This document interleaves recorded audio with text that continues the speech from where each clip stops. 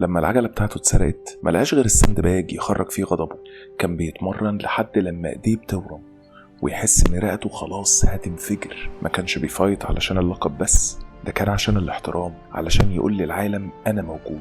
سنة 1960 سافر روما علشان يشارك في الأولمبياد، شايل أحلام بلده كلها على كتافه، ورجع لهم بطل أولمبي. الميدالية الذهب بتلمع على صدره وبتعكس نور الشمس كأنها شمس تانية. كان فاكر الدنيا اتغيرت وأمريكا خلاص احتضنته، ولا إيه؟